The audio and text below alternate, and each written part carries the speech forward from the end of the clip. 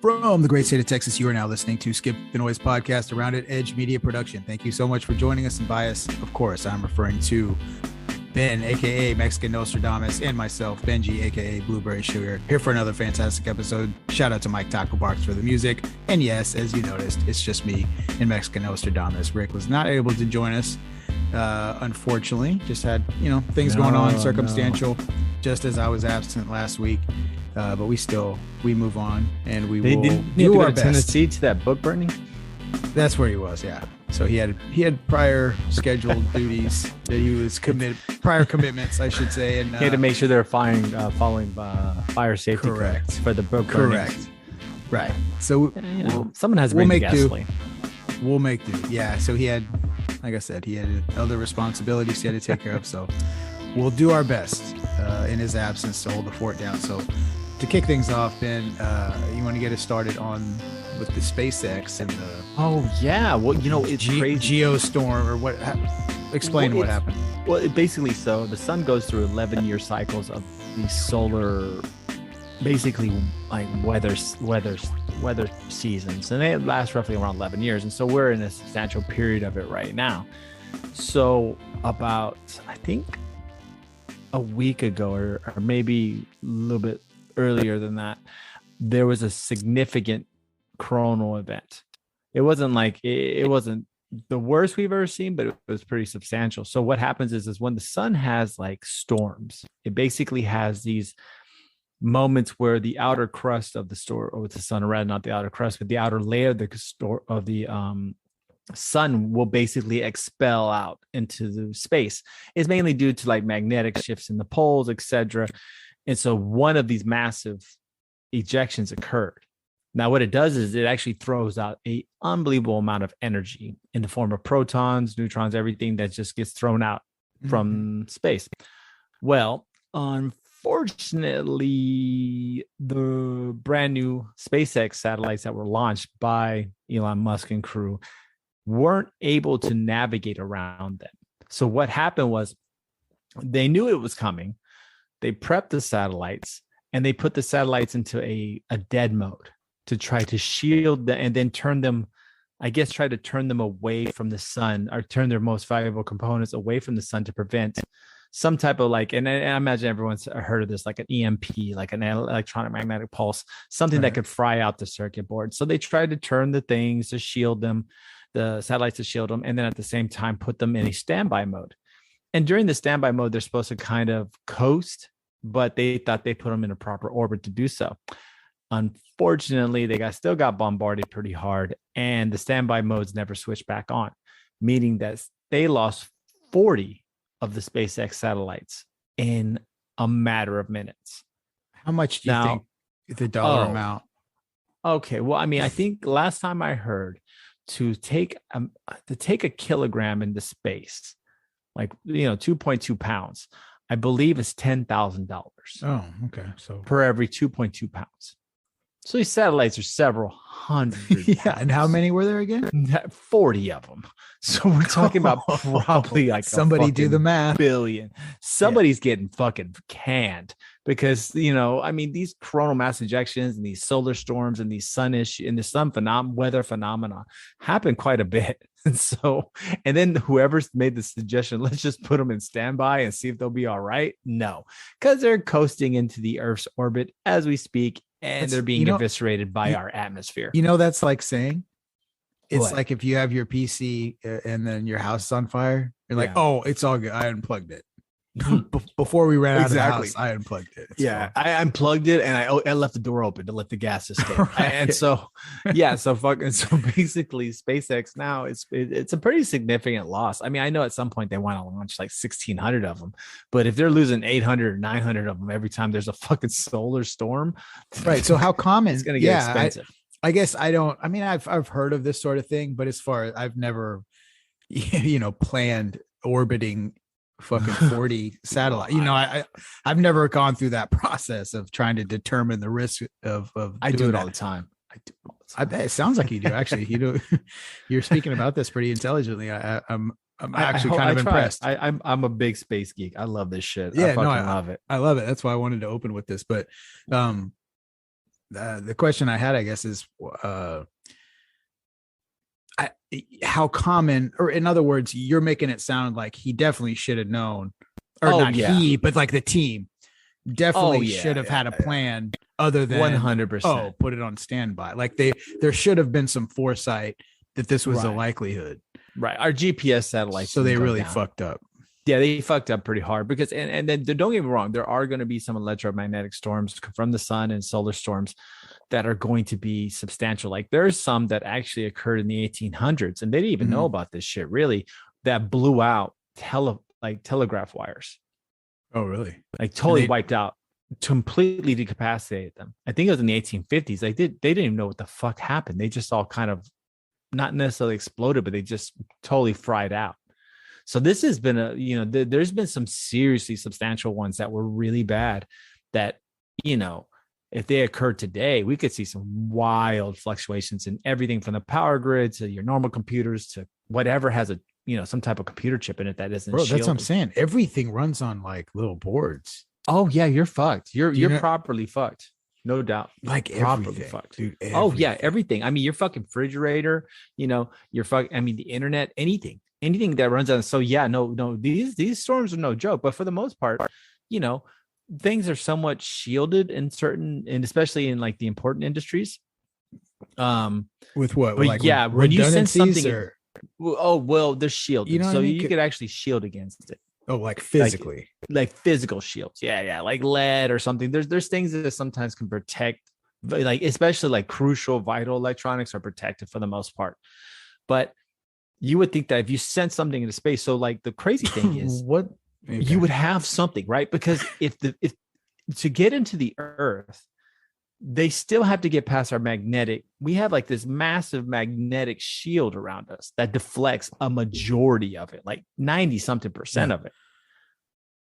So they're still within that magnetic geospectrum. So it's still got quite a bit of shielding, and they still got taken out. I mean, they're of course a little higher up, and they're more influenced by the solar weather. But yeah, man, it was pretty fucking embarrassing. They lost a lot of fucking money, dude. It's pretty nuts. But yeah, this is a real phenomenon, ladies and gentlemen. I mean, this shit could happen to where if we have a serious coronal mass ejection, I mean, I'm not saying dark ages, but for a minute, you think the power was out for like fucking like, Katrina or for fucking like ice storms and shit. This shit will put the power out for a minute. You motherfuckers gonna be riding donkeys and shit, like, trying to dig holes in your backyard to plant some fucking legumes. I mean, it's gonna be for real. I mean, a serious ejection would be a serious problem. Like, and we're not at all prepared for it. Not even a little bit. We can't even handle it. We can't even handle a fucking bad cold. Imagine like a real solar mass ejection. Like, what would happen? People would go straight cannibal within 48 hours. It would be the purge for a minute. So not good. Well, just think how everything is tied to electronics and circuitry. But not only that, like it's dug so far deep into, well, just like the most like basic ass example is just where stuff is stored, where information is stored. Paperless is the trend the last, just exponentially. Like each year it gets more and more and more. Whereas before, there's actual files and you have stuff. Well, with this, like, yeah, it's whatever. It's quicker, doesn't take up any physical space, what have you. But yeah, like something like this, but it's all tied together. It's not just like, one computer with like whatever data set. It's like everything at once. And it's hard to even imagine, like, the amount of chaos that could fucking cause. The crippling effect. I mean, everything is something as simple as your stoplights. That was the example I just thought in my head. Yeah, stoplights. I mean, everything from as simple as stoplights to your water meters, your everything. Yeah. You would have serious fucking problems. I mean, it's pretty fucking nuts. And especially since a lot of people go with like smart homes and stuff like that. Yeah. I mean, your doors may not be able to be unlocked. Yeah, no shit. Your garage door, of course, luckily most garage doors, I think, have like a physical latch or safety mechanism. But yeah, it can fuck up a lot of stuff. Well, even like, I'm not a expert in this field, but like fucking like natural gas pipeline flow, like everything, like all the pressures and like everything is, I'm sure it's running on a fucking well, board. those things are shielded for the most part. Now, vital components and like most military components are shielded. That's an example that like that's, but shit like that. You know what I mean? That you don't even. But how good are they shielded, right? Right. Like ERCOT's, we couldn't even fucking handle a cold snap. We wouldn't have imagined the ERCOT fucking failure. Yeah. Oh, like 3 years ago, you would have never thought like, nah, we were that. It couldn't be that bad. Like statewide? No, it could be. No, dude, it could be fucking for real. Every year tops itself. You know who this solar flare could have helped though? Probably keep her from getting in trouble. Who? Brittany fucking Dawn, dude. Yeah, what have you heard about this crazy chick? I did because of you. You sent the text. Fuck, dude, this is crazy stripper titty shit. Basically, you have she's like a an influencer. She's a hardcore Christian influencer. Right. Like that's part of the whole that promoted weight loss. Yeah. Like Jesus is gonna help you. Like very not just like I'm a Christian on my side. Yeah, on my like the whole thing was a Christian. Jesus is gonna fucking take away your pounds. Basically, she's actually being persecuted. No, not persecuted, but prosecuted by the persecuted too, probably by the Texas Attorney General Ken Paxton. He's all in on this because apparently she told all these people she was going to give them detailed meal plans, et cetera, and she hasn't delivered on any of those. Yeah, that was the key. The key thing was tailored to fit their personal needs. But what she ended up doing, it was just the same fucking thing for everybody. Oh, even that, she didn't get back to most people. They paid her, right, and she's just like, fuck it. Jesus, pray. And Jesus, I'm going to tell Jesus about it. He's going to tell you through your prayer or some shit. Right. I emailed Jesus. It's all good. I mean, fuck, man. What more do you want me to do? What do you want to do against God? Fuck, I could see her saying some fucking shit like that. But she ended up flipping that. And then the other worst part was she was helping people with eating disorders. Oh yeah. Like women that actually are like anorexics, she was still telling them to cut calories and work out more. It's just like, well, wait a second. Is this really the type of thing you want to do? Is this really where you want to go with your Christian dieting? I mean, I don't know, man. It just goes to show. Not to pull into too much of the current stuff because we're gonna get into it anyways. But people, if somebody's on the internet, right, especially like these influencers and podcasters and stuff, unless they have some type of medical degree, don't fucking listen to them, at all. Like they unless somebody has some letters after their name, they know the same amount of shit you do, right? Because all she did was go onto YouTube and find diets, just like a lot of people do. And so sometimes that's the most devastating thing about a lot of these people professing medical care online. You're just like, well, so I can just look up the shit you looked up and still come up with that shit, And so, yeah, it's scary, dude, especially the fact she was trying to service people with eating disorders. How horrible would that be? How just gross. So if she had a solar flare, at least they could have taken her off a line or something, man, because that chick she derailed a lot of poor people, and that was pretty disturbing. Yeah, and the fact that she's using the Christian angle.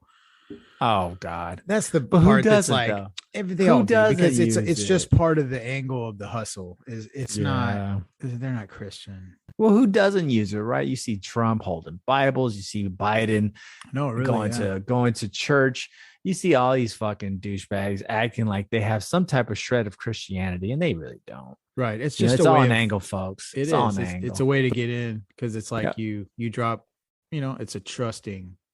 It's gross because it's preying on hope. It's preying on your hope, right? But it's and it's taking advantage of trust. Yep.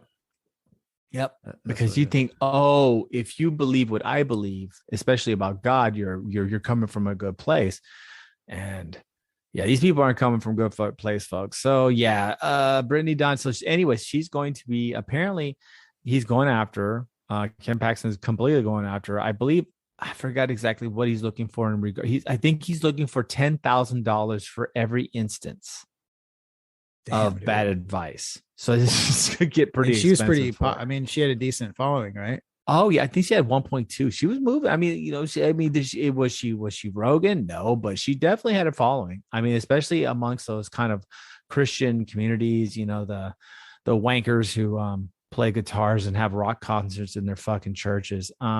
She was in there. You know, that Baptist world, that world. No, that fucking non-denominational. Oh my God, don't get me started. No, but like a lot of youth pastors with like 75 bracelets, bro. Are they like all like on stage, like Jesus, he loves you, like that? Like basically, I think Cartman did it best in South Park when he took like all these love songs and then took out the girl's name and substituted Jesus. That's what all these fucking guys are doing, dude. It's pretty. I don't know. I don't know. I just don't like that dumb shit.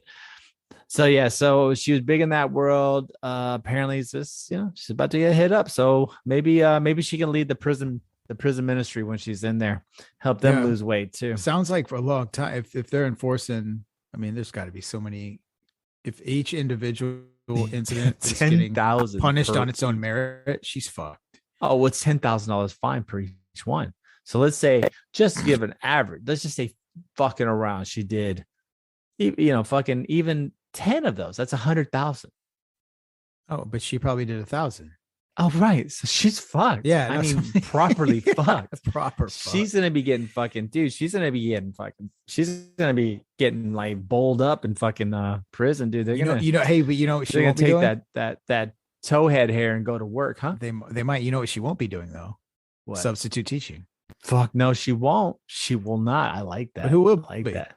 Fucking National Guard, apparently, dude. Dang. So so once again on the infamous text thread that we shall never release, for it could destroy all of our lives because of horrible things that are said. We ran across this story from New Mexico and California where National Guardsmen are being brought in as substitute teachers. There's pictures, and for some reason I don't understand why. But they have to be in uniform. What the fuck is that about? Like, we want you, right? What is this? The Third Right? Like, no, you know what I'm that's saying? Like, what I thought fuck, too. Right? Like, why would you be in military regalia, dude? In a classroom. Like, I get it if that's part of the thing, but if you're just fucking filling in, so stupid for fucking Miss Johnson who has COVID, like you don't need to be in full goddamn. Why don't you just bring your piece too, right? Why don't you just fucking? Why don't you just drop your AR-15 on the desk and say, "Okay, kids, we're gonna learn about fucking math today." Oh, you know, I mean, I just the dumbest shit. Like, it makes no sense. Like, what? Okay, guys, hey, go change at home. It's okay to be in civilian garb to teach today. I mean, it's just so stupid. Like, I get, like, I'm sure there's some. No, there's not. There's not a good. No. But I mean, I'm sure within the military, like, there's like a policy set that like they have to, right? Because they're technically performing because so the bigger picture here is like the National Guard, especially since COVID, the National Guard has been performing. Like, this is just now where it's ceased. I like how you said they've been performing. I got them in Cirque du Soleil like poses. Maybe that's that picture just went through my head. I saw two dudes like holding each other's hands and like right on the in a circle, like rolling around the floor. I'm sorry, continue. But basically after COVID, especially this ramped up to where National Guard were being used in like medical facility, all kinds of different shit. They were kind of using them as like a catch-all, so much so where it's like there came a crackback where it's like, hey, wait a minute, like, can we kind of define here what exactly it is that they can be used for? Because this is getting fucking bullshit when they're substitute teachers, dude. Like, it's not that's great that whoever these these people were that took these jobs, they're just doing their job. I'm not criticizing them. No, I'm saying it's definitely not the soldiers' fault. No, it's not please, I'm not trying to. That's not who we're criticizing. I'm criticizing. They probably were like, can I wear jeans today? No, Like, really. you know, They what were I'm saying? probably like, do I actually have to guarantee fucking do this? Like, are you you. kidding? I have to go substitute teach. Uh, But like fucking the madness. fact that that's like we're having to use the National Guard to fill classrooms, that's Right? indicative of a bigger problem, you know? Exactly. Well, it's like, Man. oh, hey, let's not pay people to become teachers more. Yeah, Let's just let's just rag out this beat up base of people that are getting paid like minimum, like not minimum wage, but if you really think about it, teachers should be getting paid substantially more. If teachers got paid substantially more, we wouldn't have this problem. Right. Oh, 100%. Yeah, exactly. Ultimately, like if you said, okay, right now, if you said teachers are going to make $100,000 a year, you would be swatting motherfuckers away from teaching. Right. Summers off, fucking normal schedules every weekend. Plus, you have all school holidays off and they're paid vacations. Yeah. Like if you say, like, you know what I'm saying, but they won't do that. Nobody wants to do that. Same thing with like a lot of other civil service jobs with cops, firefighters, shit like that. And it's ridiculous. It's ridiculous. What I don't like about it is that it's a real profession. Like it is. They're professionals, but they're treated like they're treated like, well, okay, so in a sense, obviously they're public employees, right? They're employed by the government. But they're professionals. Like it's the same thing if like let's say a doctor, to varying degrees, a doctor works for the government, right? It's a state spot or whatever medical program. So they're not treated as professionals. They're treated more like motherfuckers that work at the DPS, Yes. And that's what it's coming to. And that's where, I don't know. I spent a lot of time advocating on behalf of teachers years ago. Yeah. And the thing I noticed was like, man, like the older ones, like the ones that were like, they're like, oh, thank God I started when I did. I'm only a couple years away from retirement. Let me get the fuck out of this clusterfuck. That was the same, man. And they had a whole different vibe to them. The ones that were coming in that like didn't know, like the newer ones, it was so crazy, man, to watch that transition versus like the ones who had done it since like forever, for 20, 30 years. Right. And had seen the devolve the system, the education, American education. It was really fucking sad, dude, to hear those stories. Cause like, there wasn't a one that was like, oh yeah, it's gotten better. Not one I ever talked to ever. Never. Every single one was like, this is amazing how fucked up this is. Well, if you think about it, the reason why like is person to person. I'm not kidding. Well, you see, because of they have stricter mandates in regards to like what grading needs to be done. They have to teach a certain test. If their students don't pass the test, they don't get fucking bonuses. Their pay has not increased with time. I mean, you could throw out a whole plethora of shit. Everything they say is controlled. I'll be quite honest with you. It's a very difficult job to be a teacher, and we just aren't doing anything. So instead of like helping people and telling them we're going to pay you more to do a certain job, we bring the National Guard in. Yeah, dude, the ones that are there, and every profession has the go-getters, right? And the ones that aren't as motivated. So like the ones that are there and do truly, stand up for children and put their life on the line for that and work the long hours and make the sacrifices. Holy shit, man, because they don't get paid enough to reasonably do that. But they do it because, so the ones that are shining through, like the ones that are like teacher of the year and the ones that get all these fucking awards, man, like you really have to understand that those are probably the most important people in fucking America right now. Oh yeah. And that's how serious I take that. Like that's the investment you're making in the public for the future. You want a shit society? Don't give a fuck about the ones that are coming up. Cause I'm sorry, you can't get around time. You can't get around gravity. Yep. The young people that exist now are going to be the ones running the fucking show when they're older. There's no way to logically get yourself out of that or make enough money to make that go away. That doesn't happen. And so if you're not investing in the education, your future is going to look like fucking shit. And that's what's going to happen. 100%. 100%.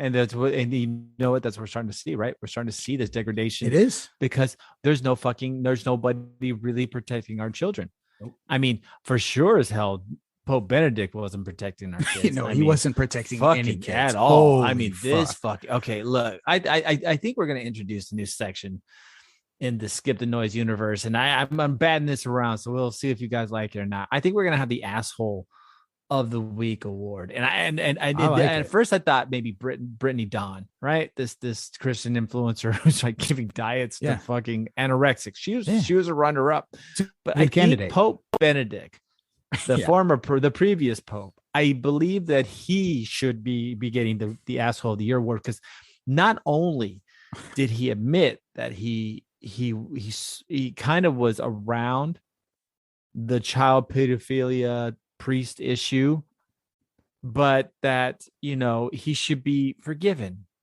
in a sense. Like he should be, oh, I saw it and I should have done stuff, but it's time to forgive. Wait, no, Pope Benedict, it's not time to forgive, right? It's time for people like you and individuals that allow things to go on, especially something as heinous as like child molesters. I mean, there couldn't be anything grosser in this universe. But to allow to continue and not punish those individuals, but allow them to perpetuate their sickness and affect so many lives that you probably damn near destroyed a whole generation against being Catholics. With your actions. And not only that, and it sounds a joke. Everyone. You see a Catholic priest, you're like, oh, how many boys has he fucking fondled? Right. I mean, right? I mean, everyone does that now. If I was a Catholic priest, I would be like, fuck, everyone thinks I'm fucking little boys. But, I mean, that's a sad thing. Yeah. But you know what's the most disturbing aspect of this entire situation, especially this one, is like somebody at that high a level. Yeah. So the entire thing that the Catholic Church preaches, and to a degree, whatever religion, but like, let's say specifically the Catholic Church, the mentality and the lifestyle and the spirituality and the way you carry yourself and the way you interact and make decisions would be or would suggest that somebody who has achieved that high level within that organization would be a shining example of how to live that way.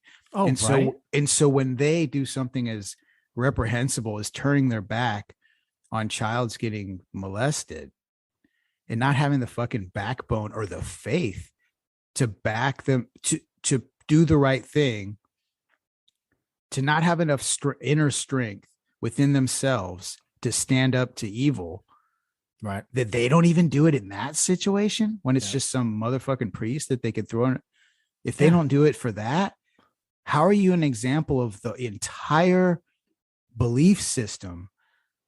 Do you see what I'm saying? Like how disgusting that is. So whatever. Yeah. And what it does is it takes the credibility away from the entire thing, because what does it mean if the ones who have achieved that level within that organization aren't even like carrying the torch in their personal lives for that cause? Right. The whole thing is deflated. It's a fucking shadow. It's not even real. Yeah. 100%. And then you think you are preaching the word of God, which means that you, for the most part, should probably believe in God. So you do realize God's watching you do these horrible things to these children, right? Just if you take it in the most basic concept of what these priests are doing, and then not only that, but now you're supposedly God's choice to lead the church. You are God's voice, technically. If you're a Catholic, the Pope, what is in earth is as is in heaven. That is the mandate. That's the mandate. Mm-hmm. You are the voice of God, and you still didn't persecute a bunch of people touching little boys. Right. So that's why Pope Benedict, previous Pope Benedict, gets the asshole of the week award, because guess what? He spoke for God on earth. He was his representation. He let men touch little boys and girls without punishing them. And at the same time, he's a fucking prick. And now he's asking for your fucking forgiveness because as if he deserves it. Guess what, Pope Benedict? You don't deserve shit. No, you know what you do? You deserve a federal pound you in the ass prison for weeks. You deserve death by Pumbaa. You don't deserve shit. And you know what? One day when you meet your proverbial, God, and people believe God or not, but when you meet that, whether it be in reality or in the dream that you have before you go off in this world, guess what? He's not going to be happy with you. And if I were you, I would dress light because it's hot as fuck where you're going. So keep that shit real and go fuck yourself because you don't deserve nothing, you motherfucker, ever. And I hope that you feel that heat because cocksuckers like you don't deserve shit. That's my piece on that. Oh, and that concludes probably the most intense roasting the former Pope. I mean, rewind. That's one of those. It's like, dude, stop the podcast right now. Rewind our little spiel right there, and tell me. I challenge you to send me the former Pope getting roasted worse than that. Bro, that was a cocksucker. Amazing. There's not too many. I think there's Pope Leon. There's a couple really bad popes, and this motherfucker deserves to be in the lineup because he was just he allowed these evils to occur, even though he believes in the ultimate of all that is good and all that is real. It just shows that he's a hypocrite. It just shows that he doesn't really believe. Because if you really believe in, guess what? You wouldn't be fucking. You'd act differently in that situation, buddy. Exactly. And to kind of move on, we didn't discuss this one too much, but this one popped up. I saw it earlier today. Just to kind of stay along the church angle, there have been multiple bomb threats called into HBUs. If you don't know what that means, historically Black universities, Black churches. And there was an incident, I don't know if it was today or yesterday, where Kamala Harris's husband, the second man, I think that's what they call him, he had to be removed from a school because of the bomb threat. Damn. So that's been going on lately too. So, and I don't know if if you do or do not know, this is of course Black History Month, it being February. So, of course, there's a lot of discussions about, Black Americans' parts in history and their contributions to this country and, in history just overall. And so I think there has been a little bit of a backlash. Of course, you got some fucking, you got some fucking tools going out there starting shit. And apparently some are calling in a bunch of bomb threats to HBUs. And to Black, I think, and to I think to a couple of Black churches. So that's been happening. So that's just one of those things, like why, like, okay, you have these HBUs, you have these Black churches, you have all these other community places that, that's the other thing I don't get. Right? Like that crazy kid who went in and shot up all those poor people in that church. That crazy white kid who just did it just for no fucking reason, except for that they were all Black. I mean, they actually welcomed them in and prayed with them. I know, that's the most fucked up part, honestly. And now you got these assholes perpetuating this shit with bomb threats and stuff like that. You just, man, right? It's just a fucking twist and stuff. And I'm throwing this one out on Ben, so he was like, oh shit, like this is kind of one, but I kind of wanted to get the raw emotional feel, right? Like I wanted you to feel this because people are really fucking doing this in this day and age, folks.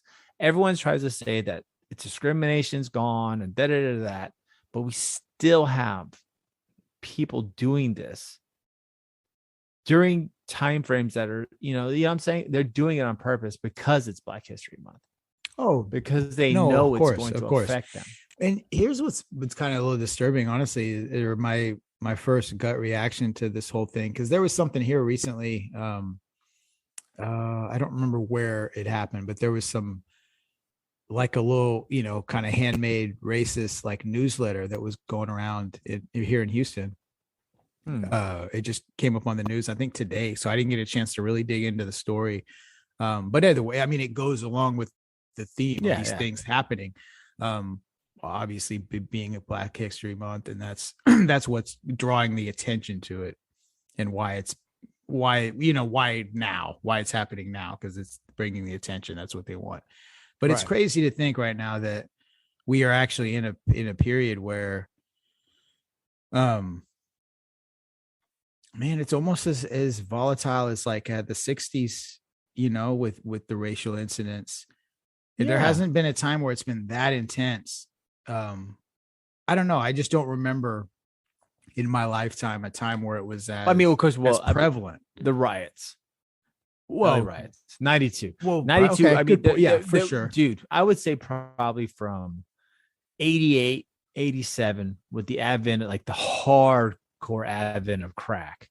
So about 94, 95, when we had a pretty big racial problem. I mean, everything from Rodney King. Hold on though. I guess there was that. Let me clarify what I meant is like, no, yeah, for sure. There was volatility. Maybe that wasn't the way to put it. I guess for me, like almost the mainstream nature of like white supremacy, because even through all that racial stuff, the Rodney King, the riots in LA, all those things like in the 80s and 90s, there wasn't the element, like white supremacy was very, very fucking fringe. Yeah.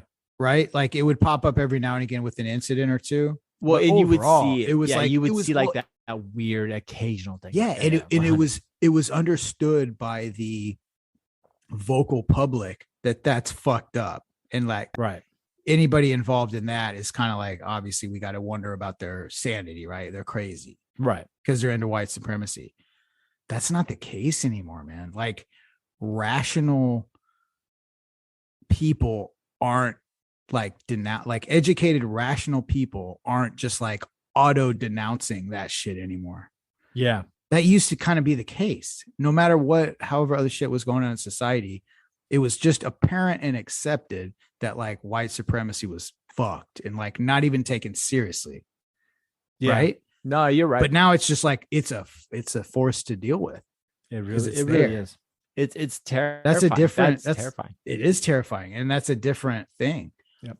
Because all the years, like I said, with all the different societal problems, and like you said, the crack and how it, gutted the Black community in the 80s and and shit like that. Well, not only that, or gang violence in the 90s, like laws made between crack and powder cocaine. I mean, if you had a rock, and for just a run back for anyone who doesn't know, if you had a rock of crack cocaine, right, and if you had a bag of cocaine, they were both the same weight, I believe.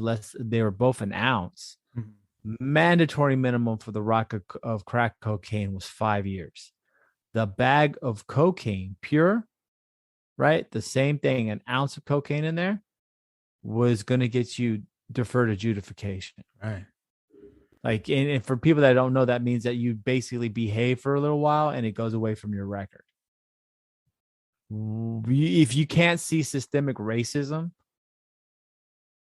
in that statement, then you just won't ever get that.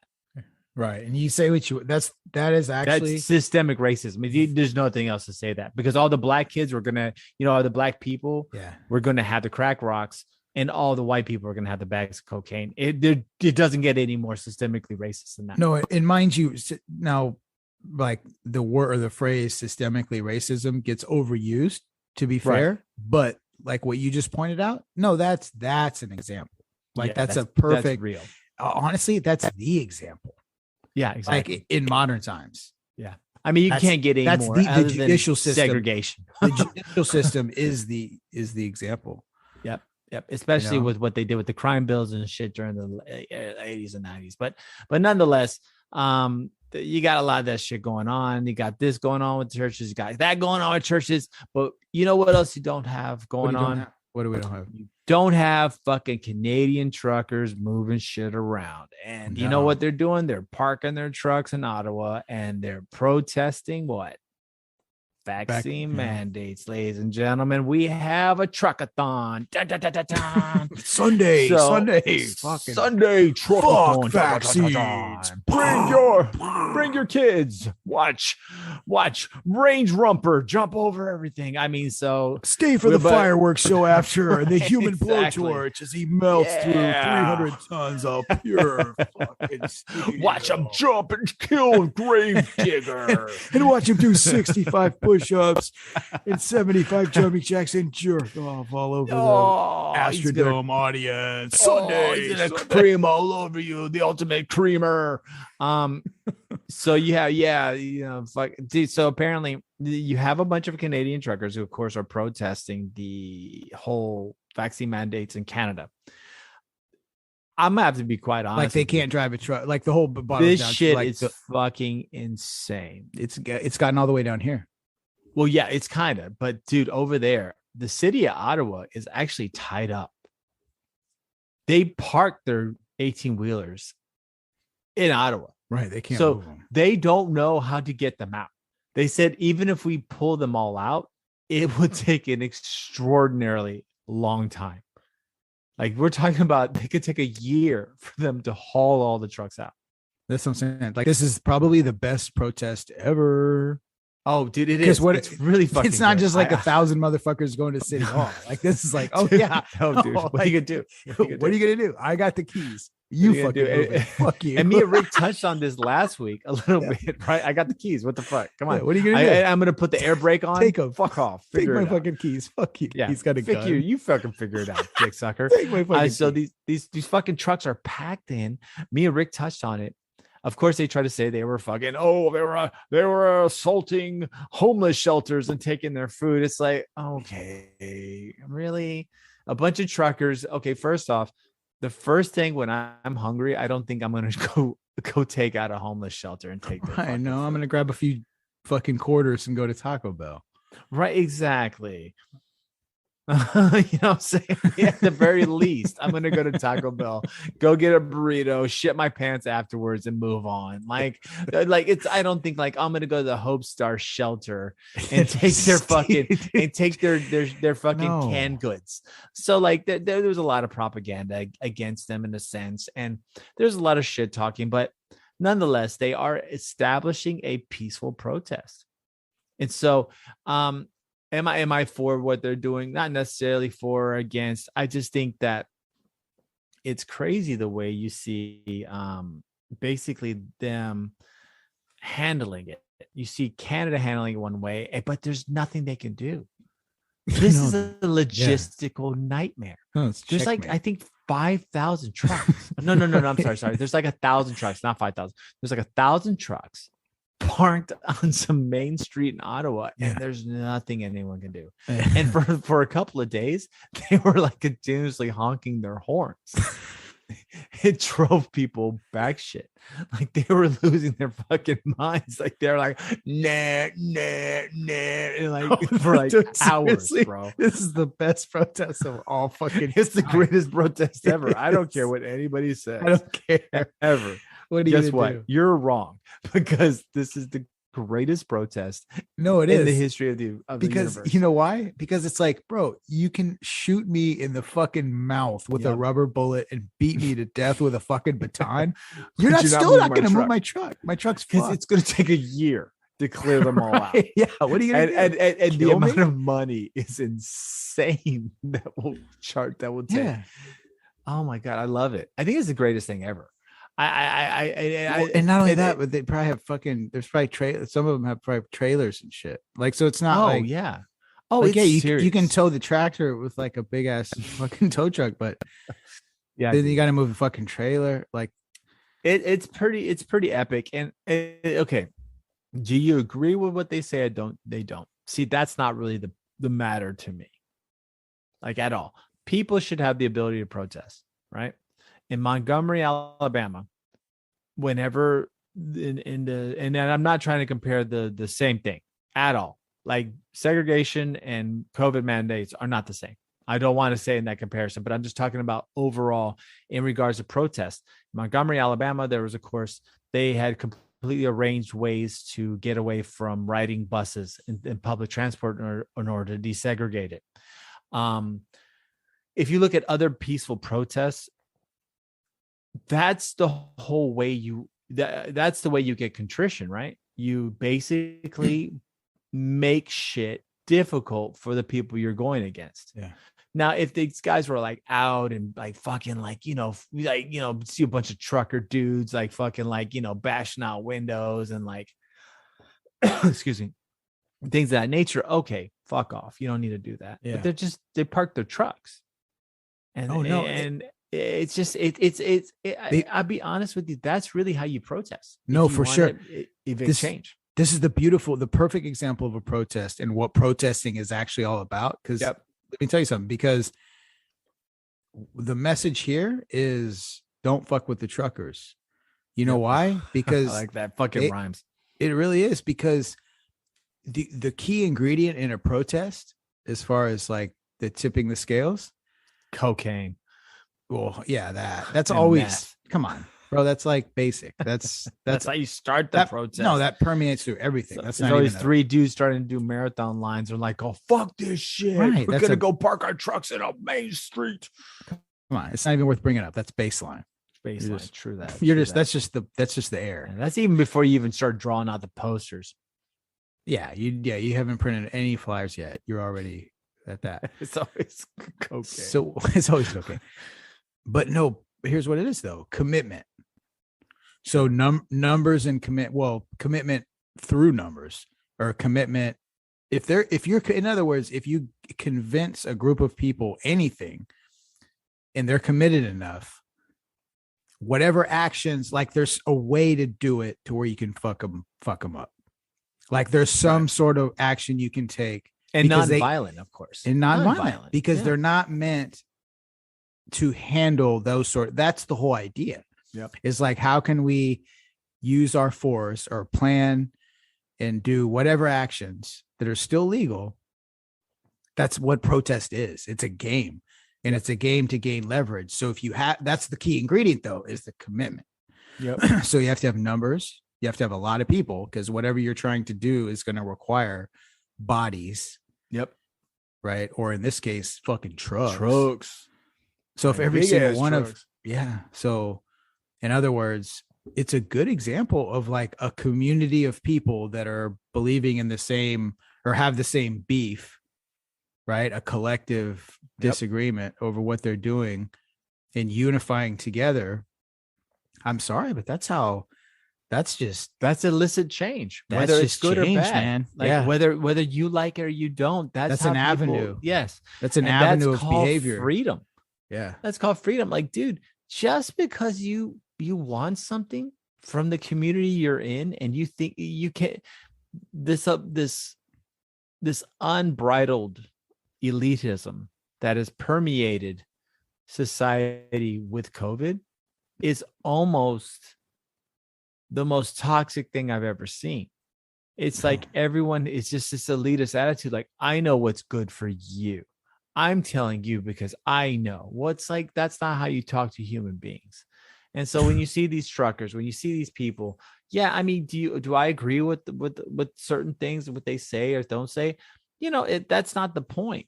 The point isn't whether you agree. The point is that you allow them to express how they feel, because trust me, ladies and gentlemen, you do not want a society that is suppressed. You don't want a society that is held under for too long, because guess what you're going to get? You're going to get January 6th. Mm-hmm. You're going to get outbursts of violence. These people are expressing themselves in the most peaceful manner possible. So, while I don't necessarily say whether or not I like what they're protesting about, I do like the fact that they're doing it in what seems to be a mannerful, but yes, is it a pain in the ass? I imagine. I feel bad for anybody as a driver on that city. But that's what sucks. Unfortunately, these people are serious, and commitment, like you said, is paramount to change. And that's what they're doing. They're fucking they're going all in. And if you can't go all in what you believe, if you want to wear, you tell everyone to wear 6 masks and all these other things, then you need to be willing to go all in and not act like an elitist. You need to go, and you too need to have your voice heard. And not only that, what they're doing is they're flexing their value. Yep.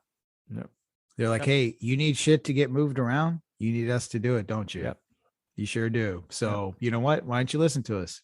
Fuck ass. Basically. I mean, that's what it is. Fuck asses. Yeah. I just summed up the whole thing. And like I said, I like it. I like it. But you know what else we can't, we can't sum up over here? What can't we sum up? This new proposition that Chuck Schumer's throwing around. So ladies and gentlemen, this is something that we've talked about before on several occasions. So Chuck Schumer, and I think the Democrats they're so lost right now. They're lost in everything. But Chuck Schumer is trying to reintroduce a federal decriminalization of marijuana, which basically means removing it off the schedule list. So what does that mean?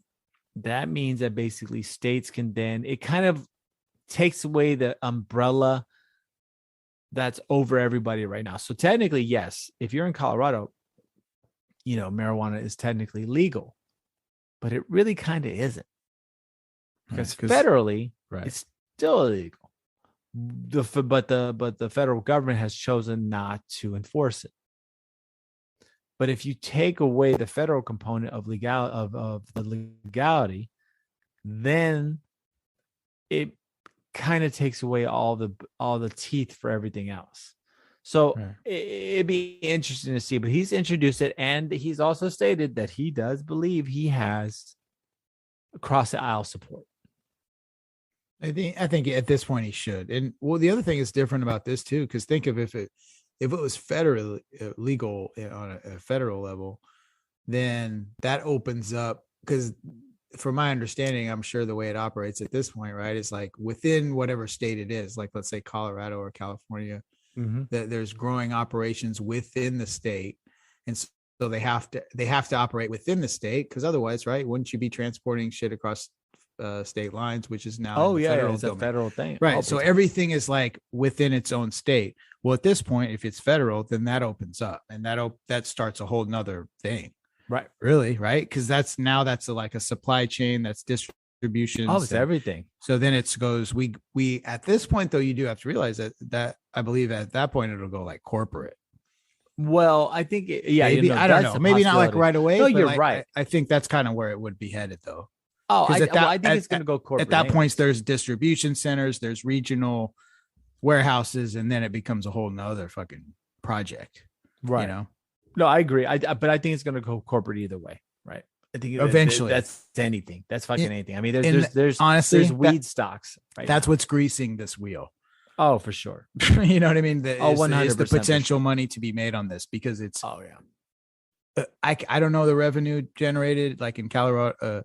California, Colorado, New York. I mean, how many Nevada. states now? Like 15? Nevada. I believe 15 or 16. It's quite a few. Nevada lost their goddamn mind. They made so much money, they don't even know how to handle it. Right.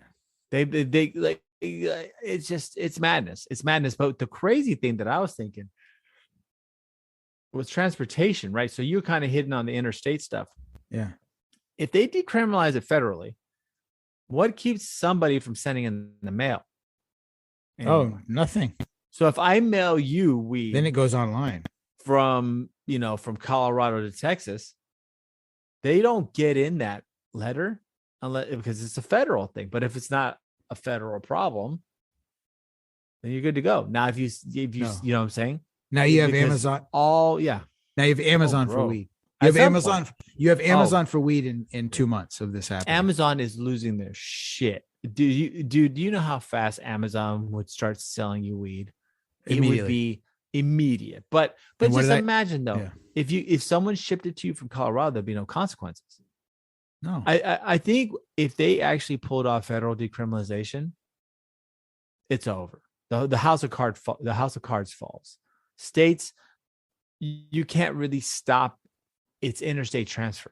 People could literally mail it, and unless there's a cop there who's a local state cop, was there for the arrival, there's nothing you can really do. You could technically fly with it because what's it called? The dick patters. What are they called? Security? I don't know. The fondlers.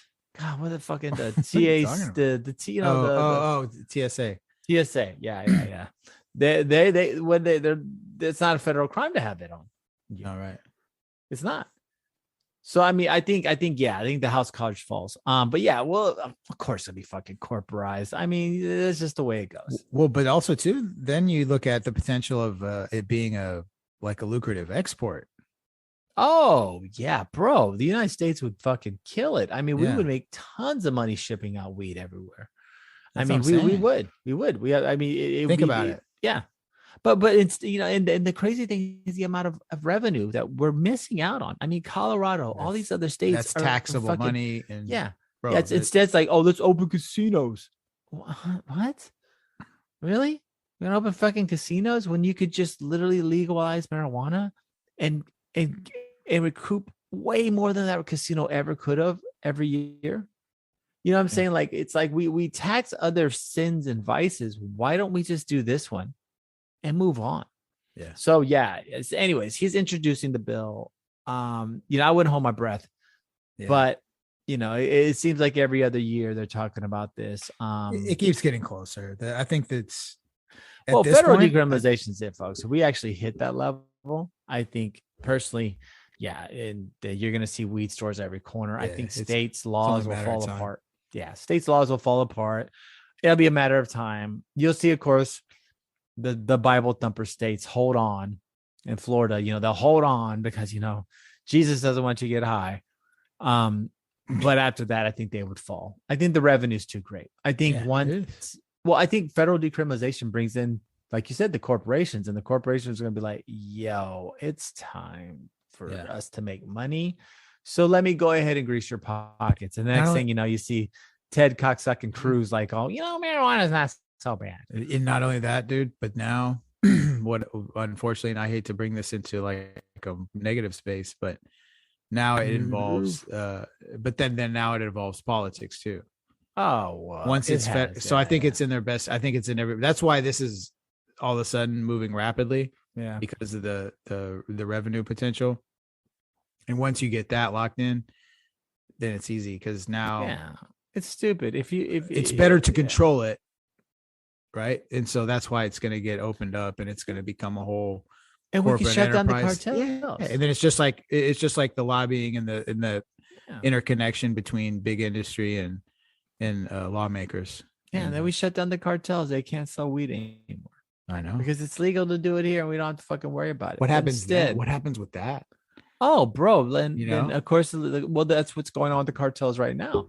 I mean, the cartels are now confiscating crops. Yeah, they're like taking people's crops. They're like taking people's animals. They're like they're charging animal taxes. Like they're just from the legalization that's occurred out here in California, Colorado, other states. They're already hemorrhaging money because of that. Yeah.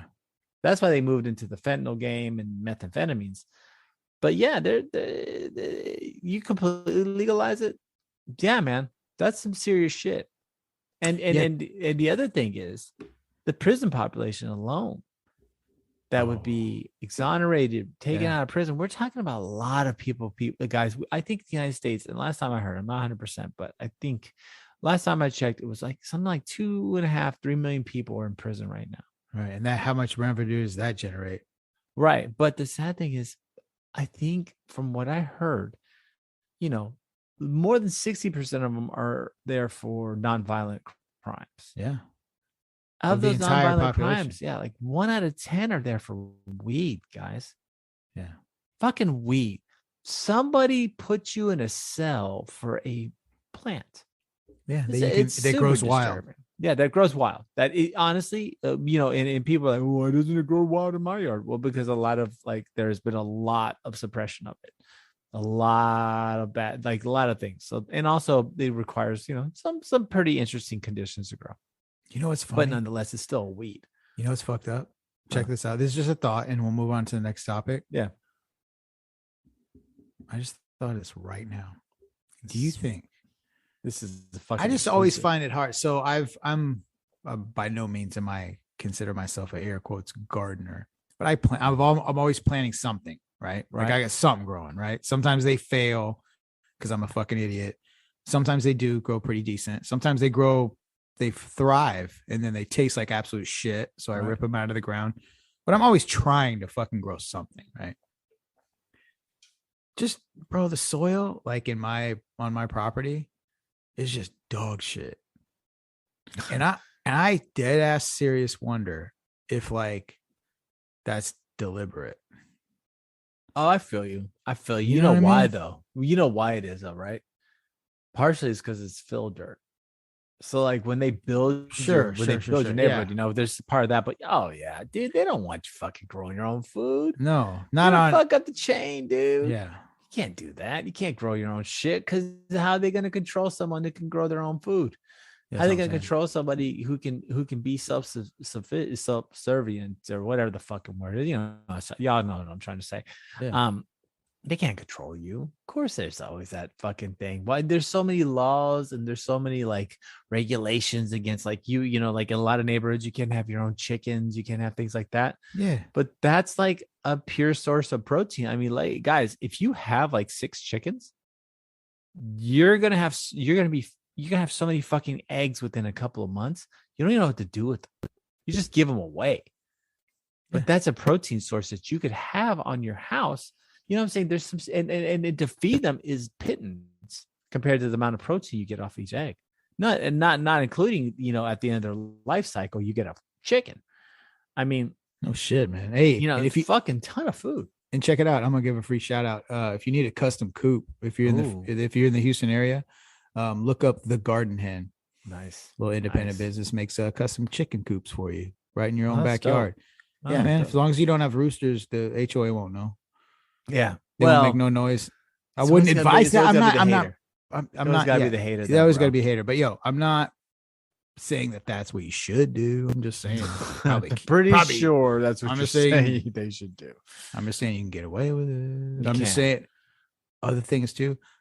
I feel like I want a goat, and I really feel strongly about just saying fuck it and keeping a goat in my backyard. I don't think so, bro. I heard they're rough.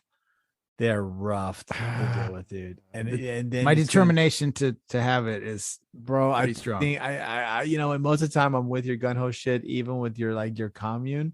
But I'm telling you, I don't think the goats are a good way to go, dude. I heard they're fucking rough. Okay. They're supposed to be cute when they're babies, but they're cute as fuck when they're cute, little babies. Everything, dude. They eat wood.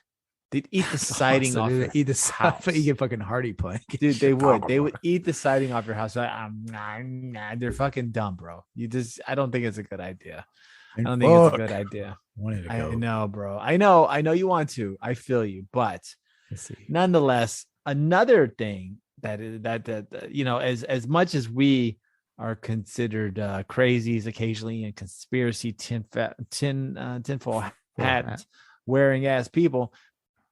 Apparently the United States is not wearing tinfoil hats because what's the latest warning we've given out there, Ben? What's the United States telling everyone about our dipolar opposites in the East?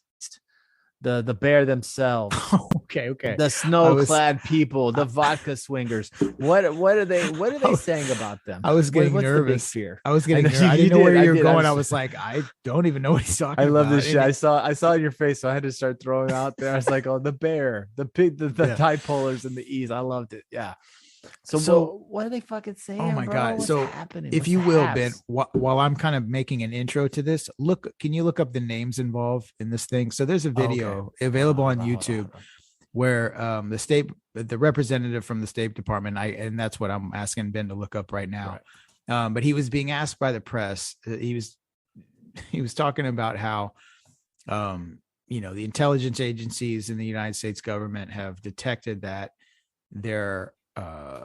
they believe that there are plans for false flag operations to go on with the Russian and Ukraine border crisis, and that all kinds of basically that there was video documentation being created of like crisis actors, all these things to set up this stage to sort of okay, I got names. names. Yes, to sort of promote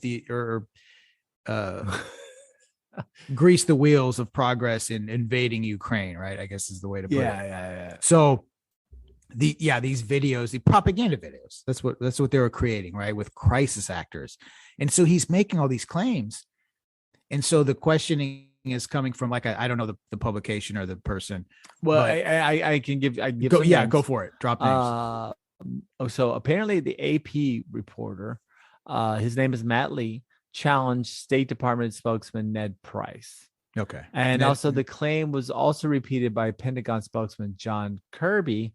And then, of course, Matt also challenged him regarding that, basically saying, okay, where's the proof of this?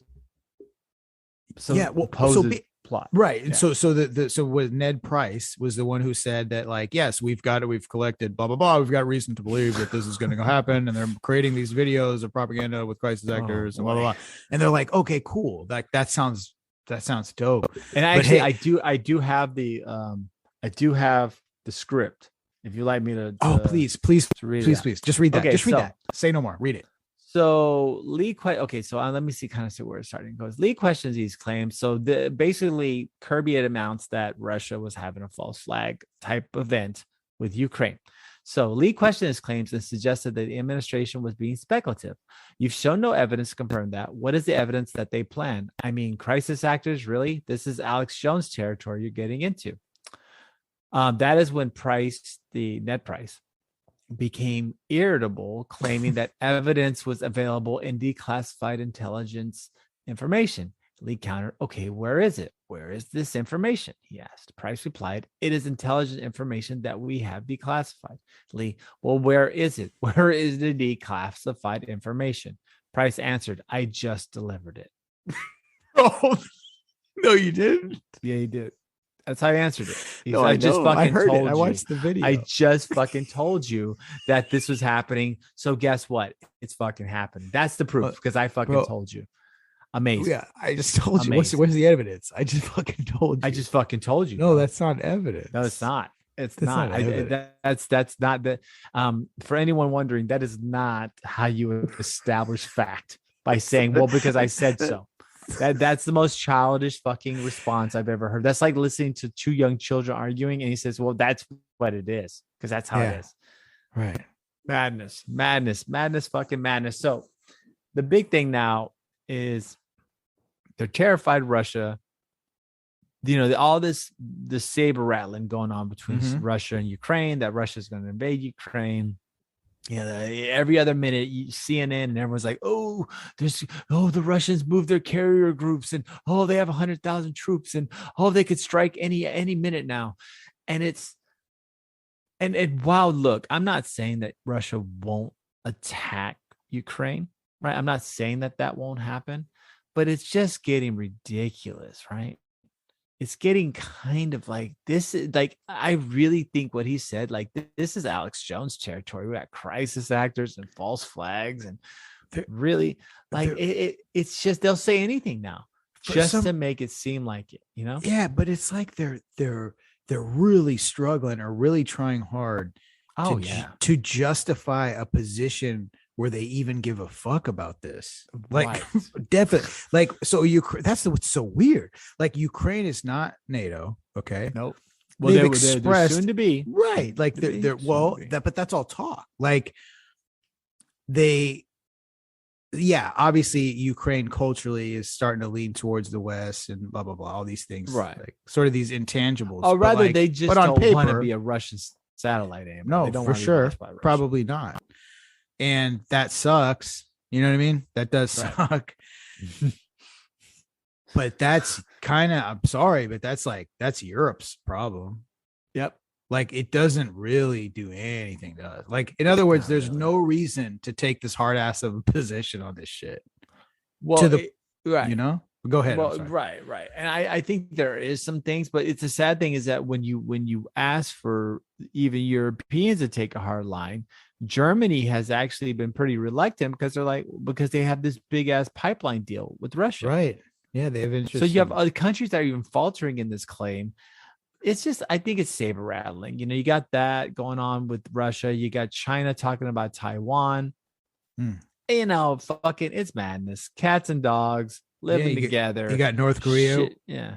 Getting talking about, we got a crazy with the nukes. Yeah, we got an intercontinental ballistic bomb. Hey, guess what, folks? Newsflash: those fuckers don't even have food. They don't have an intercontinental ballistic missile. Trust me on that. Only thing North Korea has is a fucked up dictator. So just, it's all this saber rattling against all these other countries that are like the axis of evil that we continue to just look at while we're just ignoring that we're getting fucked at home. It's just another wag the dog, guys. Yeah, it doesn't fucking matter. And you know what? Russia's enjoying this too, because guess what? They're having a fuck ton of problems with their economy. They're having a fuck ton of problems with internal dissent. They had a lot of problems with the way they handled COVID. Yeah, China, they're distracting too. Yeah, China's China. They're gonna keep saying their stupid shit too. I just think, this is just all shit to rile everyone up and to get ready for this invasion or whatever is gonna happen. And folks, nothing's gonna fucking happen. No, really, because like look at it from a Russian standpoint, like you just pointed out. It's like, yeah, they really have had some really shit issues. Oh yeah, their economy's fucked right now. Yeah, the economy's fucked. COVID really fucked them up the ass. Yep. So. And obviously Putin's approval ratings are suspect at best when it comes to like how the validity of the political suppression. So all that shit. My God. So this for them is an opportunity to distract, right? Because it's like Russian, rah type of a shit. Like let's reunify the great when we were great. Let's make the USSR great again. It's basically what it is, dude. I know, right? It really is. And I think that's what I'm saying. Sometimes you just got to think, they're just coordinating all this shit so they can keep their people's minds off the fact that their country sucks. So you got to wonder right now. At a certain point, it's just all part of that table. I didn't want to take it like this fucking far, but you even got to wonder when like maybe Joe Biden's not the best example, but like the U.S. president meets with Putin, because the reason I say that is because obviously if Putin and Biden met, I don't think that Biden's actually the vessel of the communication. He's just kind of there. He's there for fun. He's weekend at Bernie's. They just say, we can say blocks. Right. Here goes your blocks. You go play in the corner, okay, big boy. Just so we can officially check off that the president attended this, whatever the fuck it was. They get like a laser pointer and they point it at the wall, and he starts jumping at it and shit. They give him a coloring book and like, okay, go sit in the corner. We'll actually talk about this with fucking. Okay, Vladimir. And remember, don't talk up. Don't talk. Okay, you need to be quiet. You be a good boy. And if you need to go poop. Try not to go on your pants, okay? Because we've already had this problem today. Bro, give him an iPad and let him watch fucking Blippi. Exactly. He's like, oh, I can't wait to watch Alice in Wonderland again. I love that cat. It's a big crazy cat. I mean, that's what he does, right? He sucks on his thumb and he fucking watches Alice in Wonderland, like pissing and shitting himself. But yeah, in the end, guys, this is just more saber rattling. But with that, I think we're gonna take a little breaky poo. Yeah, we're gonna kind of we're gonna shift gears into the party in the back. We're gonna try not to shit ourselves, and hopefully our the satellite that's keeping our internet feed didn't get fried also. So stayed intact. So we're staying stable. Yeah, man. All right, folks. Counter blessings. Sir, and who are we playing for the break? You know what? This time around, Mike Tacklebox obviously always gets that intro, but we'll go Jeremy. I haven't thrown in a Jeremy interludes in a while, so Jeremy will take this little. And hey, shout out! Well, before we hit the halftime mark, or not halftime, the break. Halftime. It's never exactly half at all. If you've ever noticed, so halftime is not the way to state it. Shout out to Gil with the Mind Buzz podcast. I was just a guest on there. We actually recorded last night, and I thought I got the episodes out fast. This motherfucker, I got the shit out 2 hours after we recorded. Damn. So that shit was out like at fucking around 1 o'clock in the morning Central Time, right after we did it. So myself and also too Shepard from Deep MCs, who you guys know through Skip the Noise. He's been a guest with myself a couple episodes. Off the top of my head, I do not know which episodes it was, but just scroll back. And also subscribe to Deep MC's podcast as well. Subscribe. And these are available on Spotify, Apple, everywhere. Yep. Are we leaving Spotify? We'll talk about that in the break. I'll answer that quickly and swiftly. No, but it's worthy of a discussion. Yeah. It's worthy of a discussion. That actually, well, let's open up. Yeah, so after this break, fun time. Yeah. After this tune by the one and the only Jeremy Masters, powerful Jeremy, Masters. Very powerful, fucking amazing relegate example. Waves. Amazing example of a human being and a proud Skip the Noise participant and super fan. We love you, Jeremy. Lead us into this break, and we will see you on the other side. Take care.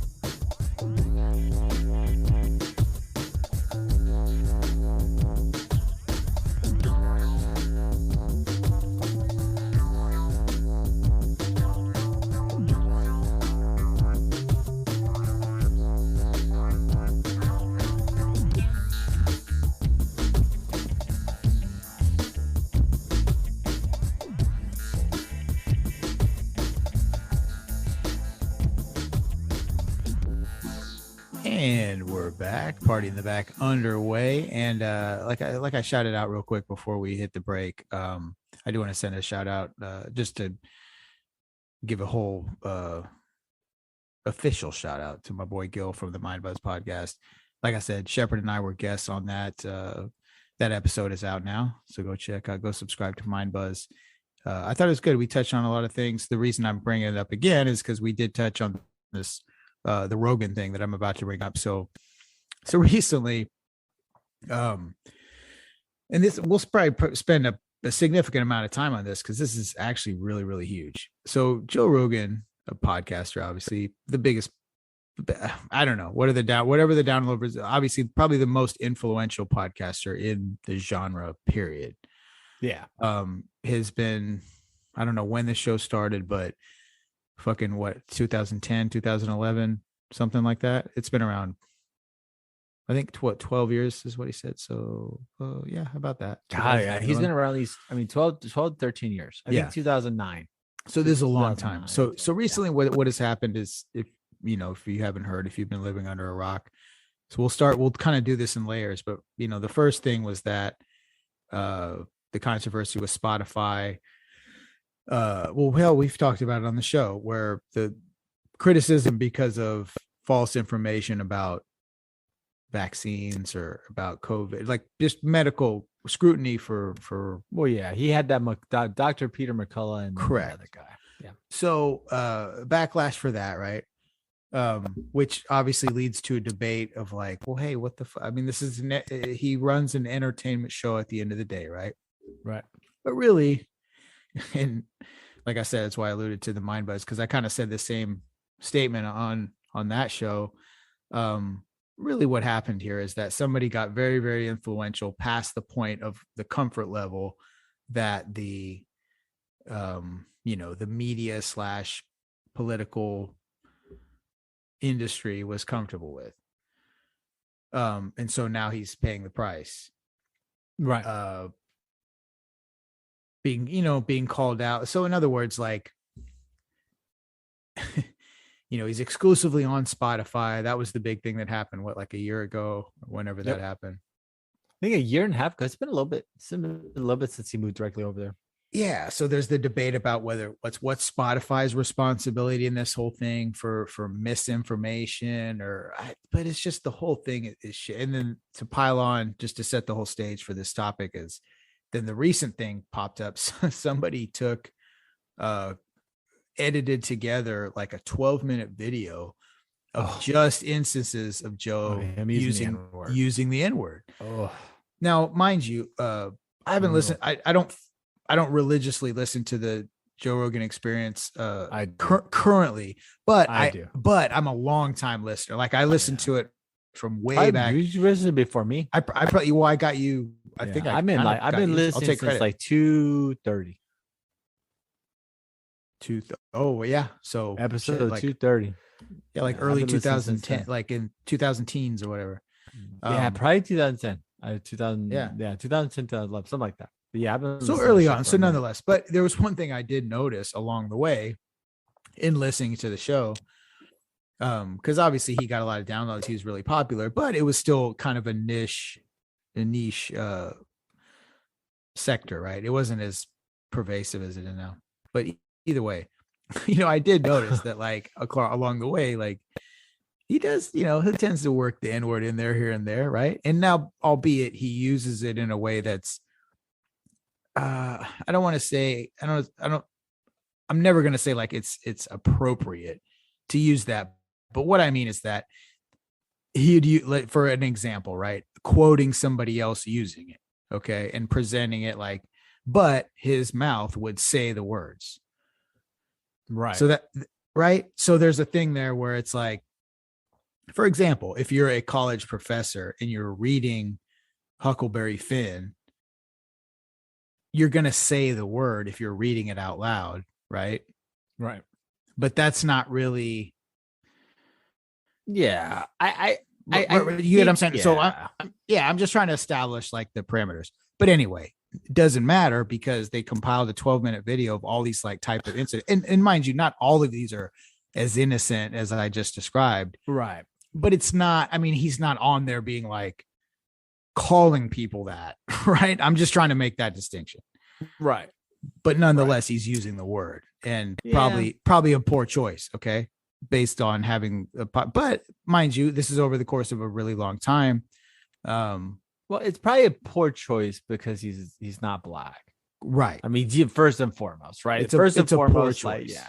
If you're not black, you probably shouldn't use the words. I know sometimes I know some Latin Americans feel like they get a pass on that too, but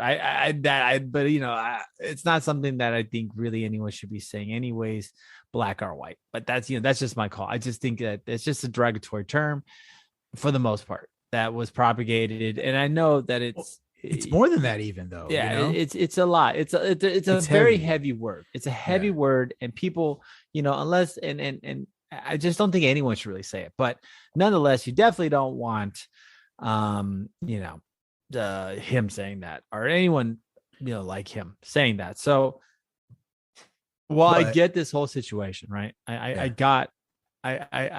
don't like though what's happening because I mean, yeah, should he get some shit for it? Yeah, but hey, ladies and gentlemen, that video has been out for about 8 years, 7 years, right? So it's been out. This video is not some brand new, right? That's a good point. Breaking news. This has been around for about 7-8 years. Right. Why? Because they've already tried to cancel it. Yeah. So, that's the first part. If you should have been outraged 7 years ago when this shit was first compiled. Or when he did 6, 7, it was a while ago. Huh? Or when he actually, whatever episodes. Yeah, he said it. He said it. Nobody gave a fuck then. Yeah. Yeah. The reality is that this is just a hit piece by mainstream media and SJWs. Should he have said what he said? No. But I think he actually, and if you get a chance, listen to his apology. He does apologize for it. Yeah. Not big, and he doesn't apologize in that sleazy way like this and that. He just apologizes from a human being who's learning as he went. He didn't try to snake out of it. He just said, yeah, it was fucked. Like, and he said he's learning as he went. He goes, dude, I never saw this podcast becoming what it became. Yeah. I never thought in my wildest dreams it'd be this big. They were just a bunch of fucking people fucking around on what they thought was just, something fun to do, something stupid. Right. I mean, ladies and gentlemen, his first sponsor was the pocket pussy. Yeah, the fleshlight. The fleshlight. Like literally a thing that's used to masturbate was his first. That was his first sponsor. Like it was a joke that actually kept running. I mean, so should he have said these words? I don't think so. I mean, as it's just not the right thing to say. I mean, I know everyone says stupid shit and people can talk shit, and I get that. But, unless you're in direct quote, it's just not the proper way to say things, right? Direct quotes, I understand, like you're saying the Huckleberry Finn type thing. When Dave Chappelle did the Clayton Bigsby thing, the guy, I think he was from NPR, the announcer guy, he got to do it, actually said the word. But I think direct quotes, well, maybe shit, it's still hairy. I wouldn't say direct. No, quotes. It's not worth. That's the thing. It's like it's not worth offending somebody in that way, being misconstrued. You know what I'm saying? Like, I wouldn't want to, for my personal preference.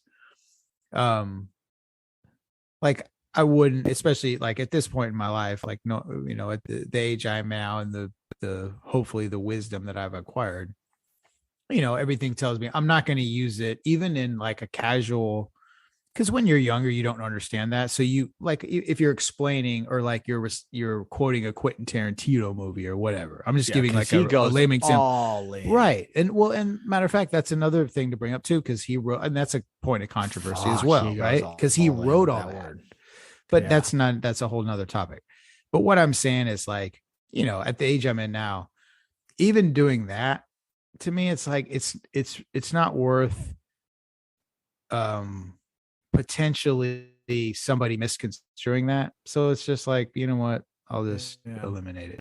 I won't. And it's just dumb, but I won't do it just because it has that much weight to it. Unfortunately, it's unfortunate that we've given a specific word that much power. Yep. I think that does suck, but I don't really want to play that game, and I don't really have that much to prove to where I'm going to be like, well, I'm just standing up for free speech, so I'm not going to do that. Yeah. It's not worth. That's not my hill. I'm not going to die on that hill. So I don't think you should say that. I mean, unless you're of course black. I mean, and then even then, I think that you've got more discretion. Still gross. Yeah, it's still gross, and it's just not. I just don't dig it. But in the end, we have this cancel culture event going on with Rogan, where I think, to be quite honest with you, the woke mob lost. Yes, you have Neil Simon, you have the chick they used to sing with, you have all these other people kind of saying, I'm leaving Spotify. Well, guess what? Neil Young and Joni Mitchell. Neil Young, yeah. Guess what? No one gives a fuck. Not anymore. No one cares. Unfortunately, great. Now I know if I announce, nobody cares. We announce that we're leaving Spotify. Spotify could lose several $billions, but dude, that would be for the most part. Let's meditate. Let's meditate on that for a second. Yeah, you asked me earlier before the break, are we leaving Spotify? No, we're not leaving. We're not gonna leave fucking Spotify. We want guys this on. No. No, you know what? Unless I find Spotify supporting the Chinese Uyghurs, I'm not fucking going to it. That was a real fucking not supporting the Chinese, like suppressed Uyghurs. Those are real crimes. And I'm not saying that what Joe Rogan didn't do was wrong, because it was wrong. He shouldn't say stupid shit like that. People shouldn't say dumb things like that, especially like that. But the big question is when was the last time he said it on live air? Yeah, and it's been quite a while. It's been quite a while, because I think even he recognized that behavior, and he's changed it. What are we other than just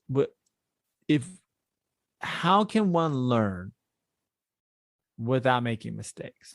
Right. Because here's my take on it. It's like, it's clear that there wasn't like malicious intent in him using it. Was there bad judgment? Yeah, sure.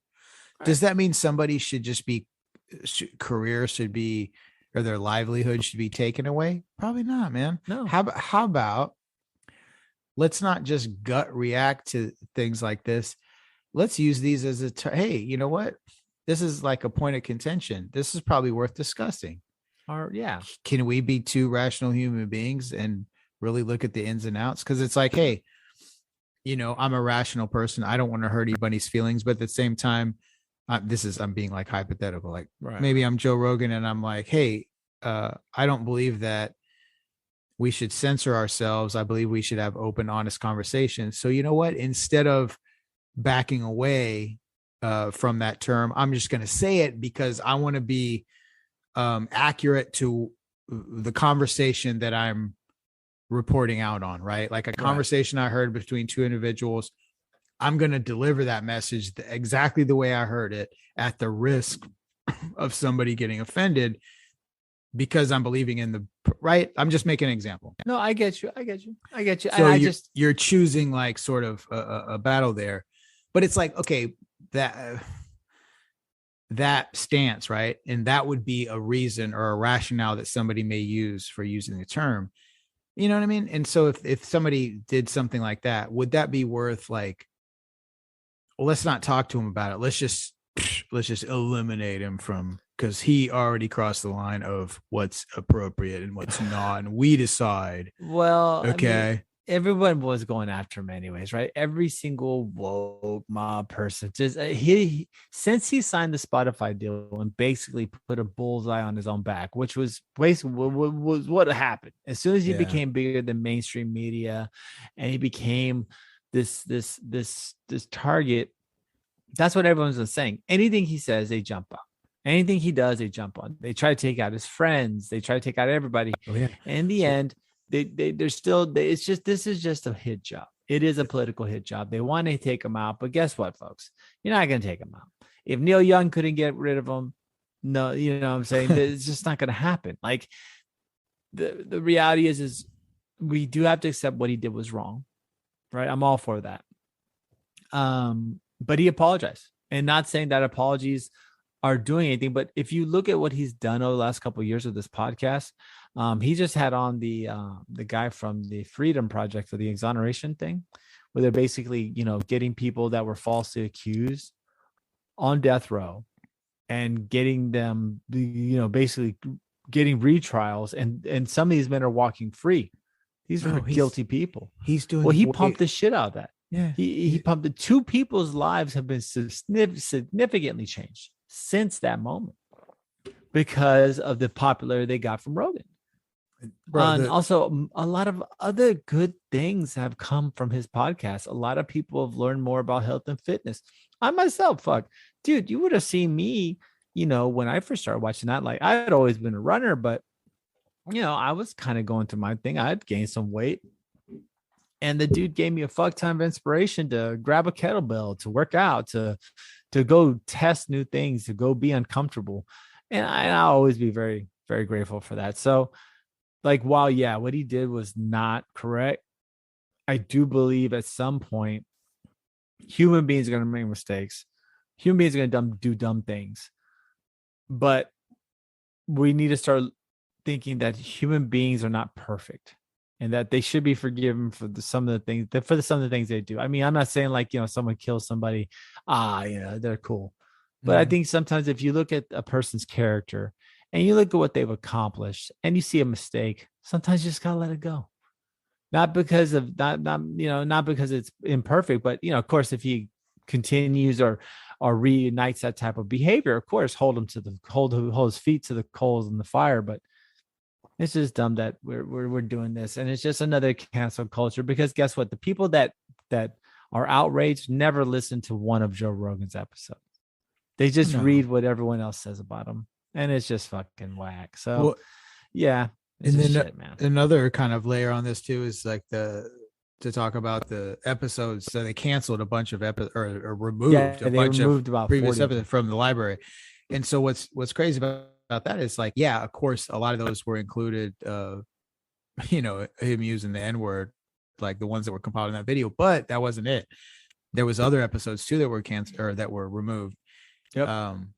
Well, I think one or maybe two with Duncan Trussell, which I found was, you know, that's just madness. Fucking Duncan Trussell's a saint. Hell yeah. But here's the thing about that though, just that I want to point out, and we can move on. But here's the thing: if it was like if he didn't have the specific contract with Spotify, you couldn't really do that, could you?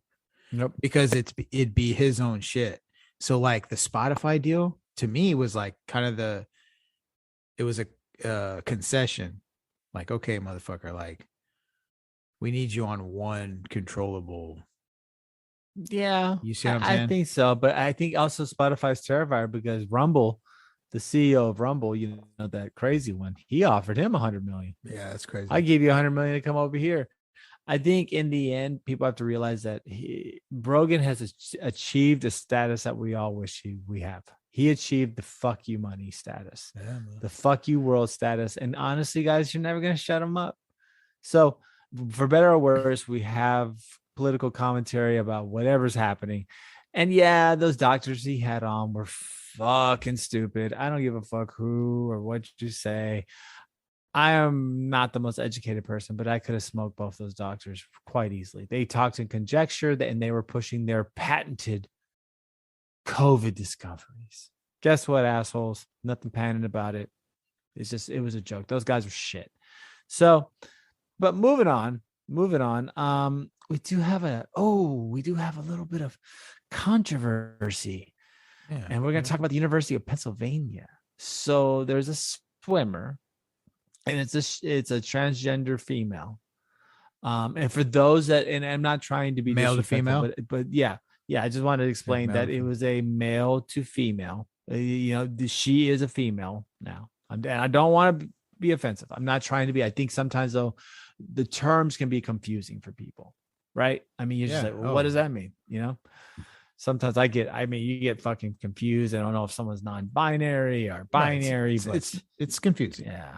Polar front, El Nino. You just don't know what's happening. So anyways, transgender female, who was actually is involved in the UPenn sports department, in particular swimming. And so before the transition as a male, this swimmer was also a college swimmer. So very successful, very, very good athlete, has now transitioned into a female and now wants to compete, but as a female. So this is kind of crazy. This is once again that whole situation with sports and transgender athletes. You kind of start thinking like, man, like the dude, I think he competed in one event or another, maybe two, and he set a record, of course. I mean, I'm sorry. I know there's a lot of women out there who think that, men and women are not equal, guys. We're not equal. Men are substantially stronger and faster than females. That's just the way it is. And if people are like, oh, no, it's true. Yes, it is. It's true. Yeah, there's a lot of biological traits that come with the male assignment that are exactly prevent. And accept it, right? There's always exceptions. Like there you can have a physically fit female compared to some guy who doesn't do shit, and like that individual case will be different. But we're talking about like percentages and over a larger scale. Yeah,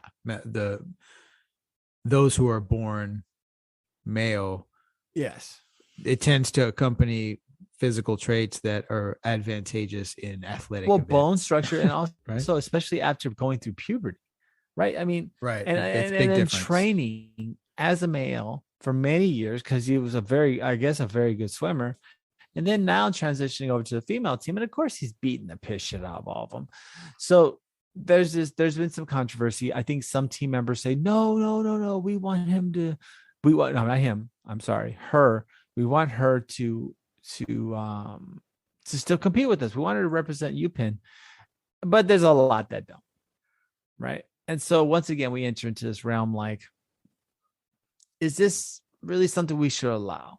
Like, I can understand like there was a transgender athlete league, right? So if you had an open division or some shit. Well, if you have a bunch of transgendered females, right, that were also former college athletes or pro athletes, whatever you want they were, right? Then if they all wanted to compete, cool. But I think matching people that were born biologically a male versus people that were born biologically as a female in any sporting context, probably past the age of 5, because that's when really differentiates for boys and girls. Mm-hmm. Yeah, it's different. I think it's just madness. So I don't know. I just don't know any other way to say this. Men are faster and stronger than women. Period. And stop. There's no other else. I mean, yes, are there exceptions? Of course, but the rule verifies that. Yeah. So that being said, once again, I'm on this. We're in this weird game where we're like, we want, and I get it. It's for acceptance because I do think that transgender people should be accepted for what they believe. Yeah. But there's probably a different. Yeah, but there's a limit, right? There's a limit in the sense that, like, okay, I understand you want to be, you are a female now, and as a female you wanted to compete with other females, etc. But it's just not fair. And I think it's just kind of another situation where we're running in and out with all this drama. So it's just nuts, man. So I just wanted to bring that up before I think we're gonna take this one on home. But so if you guys get a chance, definitely check out this Penn swimmer. But let us know what you think, right? Tell us about what do you think a transgender athlete, or just tell us, it doesn't fucking matter because I don't care about swimming anyways, because no one gives a fuck about swimming in reality, right? Who really gets worked up over swimmers except for Michael Phelps, when he literally brought home every single medal you could get from swimming. Possible. That was exciting. He was cool. That was kind of cool. That made swimming cool dope. For a second. That was dope. And it made swimming cool for roughly 9 minutes. And right. That was about it. Yeah. Totally. That was it. Yeah. He splashed in the pool. We're like, yeah, America. And then we were done. Right. It was over. He was on some Wheaties boxes. They caught him smoking pot. Now, he does other stuff. But that's it. No one gives, if you don't give a fuck about swimming, I'm cool with that too. But, I just think this is one of those topics that keeps getting pulled back in.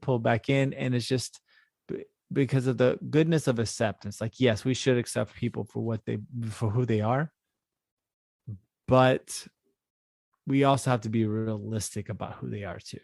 Mm-hmm.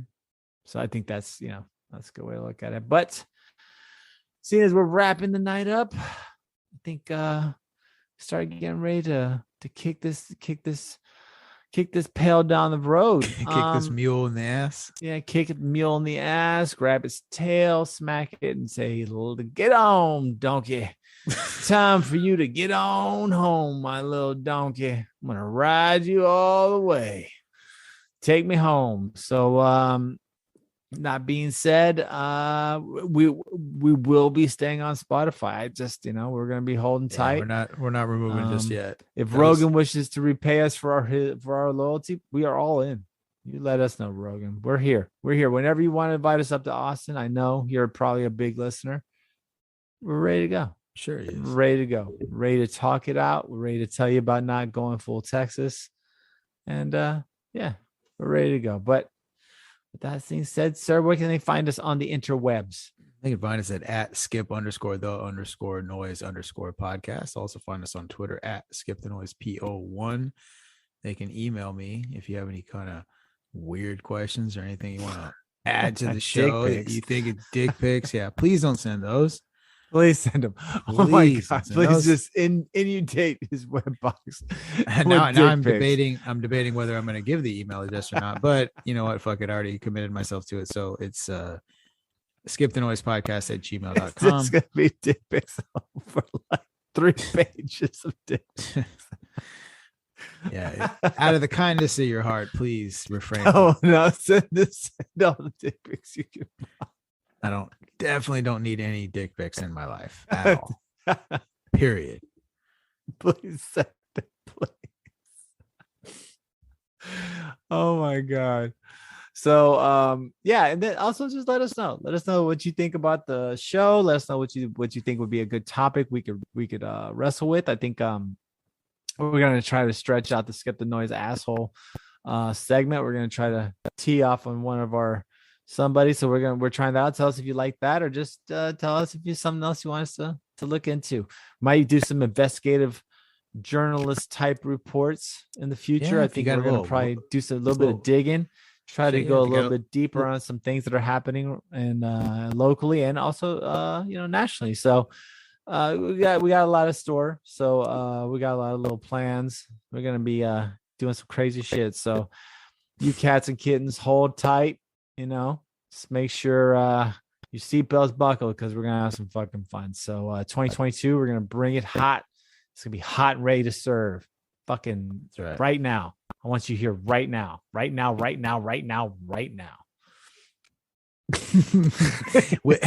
Hot and ready, just like the Little Caesars cheese and pepperonis, ready to go. So anyway, with that, right now.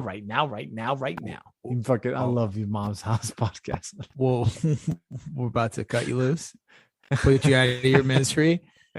I love how this is like a really, really good episode, and we ended up slapping donkeys on the ass at the end, and it really went downhill quickly. But I think it is time to take a hard out at this point. So enjoy the music. So awesome. The dick pics. I don't need those. Don't listen to him. Don't listen to Mexican Nostradamus. I don't want one fucking dick pic in the big veiny ones. Don't do that. We'll see you next week. Take care. Bye. Bye.